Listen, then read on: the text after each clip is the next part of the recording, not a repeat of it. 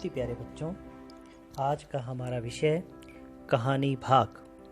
कहानी भाग में पहली कहानी है हमारी ममता।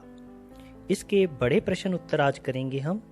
सबसे पहला प्रश्न है, ममता का चरित्र चित्रण बताइए, या ममता कहानी के आधार पर ममता का चरित्र चित्रण कीजिए।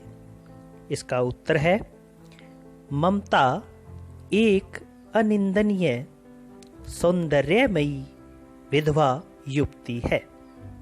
ब्राह्मण होने के कारण उसके मन में धन के प्रति मोह लेश मात्र भी नहीं है। यहाँ पर लेश मात्र का मतलब है बिल्कुल भी नहीं है। वह स्वाभिमानी भी है और त्याग करना और कष्ट सहना वह जानती है। उसमें भारतीय नारी के सभी गुण मौजूद है। ममता देशभक्त भी है। राष्ट्र प्रेम उसकी नसों में कूट कूट कर भरा है। अपने पिता द्वारा प्राप्त यवनों द्वारा दी गई रिश्वत की राशि को वह लौटा देने का आग्रह करती है।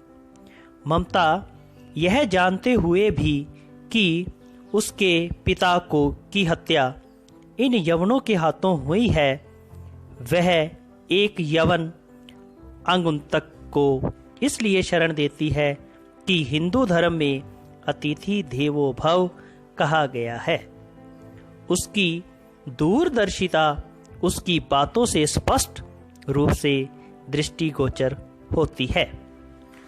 लोगों के प्रति प्रेम, सेवा भावना और दूसरों के सुख दुख समझने की भावना के कारण ही लोग उसका सम्मान करते हैं।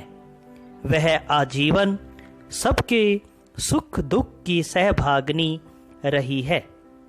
उसकी इसी सेवा भावना के कारण उसके अंत समय में गांव की स्त्रियां ममता की सेवा के लिए उसे घेर कर बैठी थी। बच्चों, मैं यहाँ पर आपको बता देना चाहता हूँ कि इस प्रश्न को आप पॉइंट्स यानी भाव हेडिंग बनाकर भी लिख सकते हैं। इसके हेडिंग मैंने अंत में दिए हुए हैं, इनको आपने हेडिंग पढ़ लेने हैं और उनकी साथ में व्याख्या लिखकर हेडिंग से ये प्रश्न उत्तर कर सकते हैं। उससे आपको मार्क्स ज़्यादा मिलेंगे।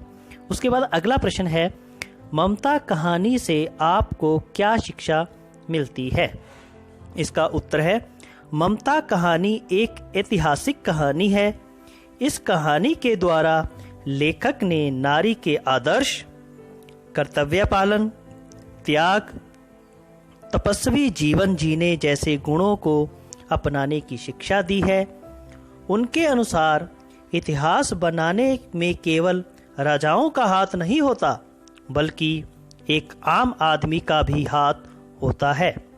अतः हमें कभी अपने कर्तव्य से पीछे नहीं हटना चाहिए। अतिथि देवो भव की भावना सदैव अपने मन में रखनी चाहिए। कहानी में ममता के संवादों से लेखक ने रिश्वत लेने तथा देश से गद्दारी को सर्वथा अनुचित बताया है। अतः कहानी हमें एक आदर्श व्यक्ति, देशभक्त, आश्रयदाता, समाज सेवक, मृदुभाषी आदि बनने की शिक्षा देती है। व्यक्ति की ममता की भावना तथा उसमें निहित उपकार की भावना के भी दर्शन होते हैं। तो ममता इन सभी गुणों से परिपूर्ण है। ममता ने अतिथि देवो भव का पालन बड़े ही अच्छे ढंग से किया है। धन्यवाद दोस्तों, इनको अपनी कॉपी पर याद करके लिख लेना है। धन्यवाद।